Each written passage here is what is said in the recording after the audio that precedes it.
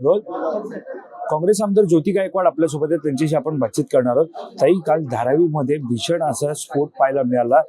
गॅसचे जे सिलेंडर होते ते मोठ्या प्रमाणात त्यांचा स्फोट झाला. कशा प्रकारे हा स्फोट झाला याची चौकशी आता होणार आहे का? कारण ज्या प्रकारे अनेक वस्त्या तिकडे होत्या आणि असं स्फोट झालेला आहे. तिथे असं कळलेलं आहे प्राथमिक अहवालानुसार की तिथे कार होती, त्या कारमध्ये स्फोट पहिल्यांदा आग लागलेली आहे आणि बाजूला एक ट्रक होता ज्याच्यामध्ये सिलेंडर होते LPGचे 30 ते 35 सिलेंडर होते आणि प्रत्येक सिलेंडर स्फोट झालेला आहे तिथे. आणि एवढं भीषण वातावरण होतं तिथे, कारण तुम्ही जसं म्हणाला की तिथे पुढे गेलं तर तिथे आमची कॉलनी लागते, तिथं सगळं PMGP कॉलनी आहे आणि अलीकडे बघितलं तर तिथे एक झोपडपट्टी आहे राजीव गांधी नगर. मग ह्या दोन्ही ठिकाणी लागला असं तर पूर्ण जीवितहानी खूप प्रमाणात झाली असती. आणि हा जो स्फोट आहे, हा जे झाले त्याच्यामुळे बॉम्बस्फोट झाले, वातावरण ते होतं आणि लोक एवढी घाबरली की त्यांनी पूर्ण तिथून पळत म्हणजे बाहेर आपल्या मुलाबाळांना घेऊन बाहेर पळ काढला की नक्की झालंय काय. म्हणजे एवढी भयानक परिस्थिती काल झाली होती.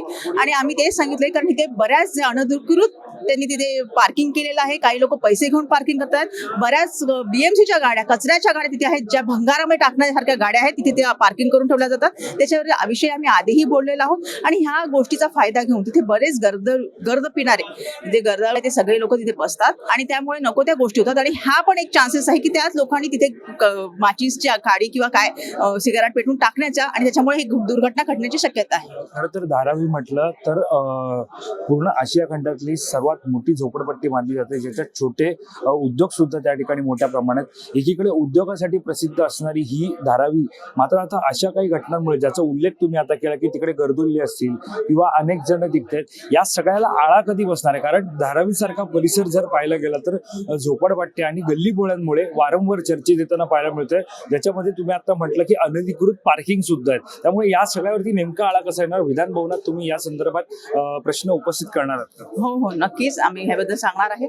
BMCचा आता आपल्याकडे एक डीप क्लीन ड्राईव्ह झाला, त्याच्यामध्ये सुद्धा जे BMCचे अधिकारी होते त्यांनाही आम्ही सांगितलं होतं की हा प्रश्न खूप मोठा आहे. कारण हा जो आमचा VIP रोड आहे हा, आणि चांगल्या रोडवर तुम्ही पार्किंग कसं करताय आणि दिसतो कचऱ्याच्या गाड्या आणि ह्या अशा गाड्या, त्यामुळे हा प्रश्न आहे, हा चुकीच्या गोष्टी आहेत तिथे. आणि दुसरं तुम्ही जसं म्हणाल तसं उद्योग भरपूर आहेत. आपल्या धारावीचा वेगळा एक लौकिक आहे. तुम्ही आपल्याला जी बाहेरून तुम्हाला अस्वच्छता आणि हे दिसते, पण जर तुम्ही गल्ल्यात गेला तर प्रत्येक घराघरामध्ये उद्योग चालू आहेत. जे गारमेंटचे उद्योग असू, चमड्याचे उद्योग असू, बरेच तिथे कुंभारवाडा बघितला तर तिथे वेगळे उद्योग आहेत. हे सगळे उद्योग आहेत, त्यांना तिथे राजश्री मिळावा, तिथे त्यांना मिळावं त्यांची जागा, यासाठी आम्ही प्रयत्न करतो. आणि अशा घटना घडल्या तर ते कुठेतरी गालबोट लागते या गोष्टीला असं वाटतंय. निश्चितच.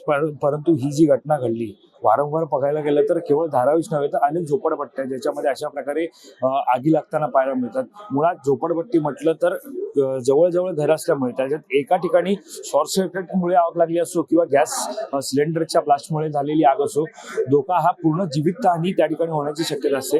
मात्र धारावीसह इतर झोपडपट्ट्या डोळ्यासमोर ठेवून तुम्ही या सगळ्याला नेमकं आळा घालण्यासाठी आणि या सगळ्यावरती विचार विनिमय करण्यासाठी काय सांगा? नाही, एवढंच सांगेन की त्यांचा फायरचा जो आहे तो काहीतरी त्यांनी व्यवस्था करावी किंवा आधी आपण काहीतरी व्यवस्था करायला पाहिजे, याच्यामुळे ह्या आगी पसरणार नाहीत किंवा एका ठिकाणाहून दुसऱ्या ठिकाणी जाणार नाही.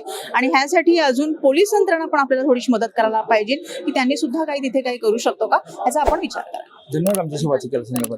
कॅमेरा पर्सन अवधेश कोरीसह मी वैभव पाटील, मुंबई.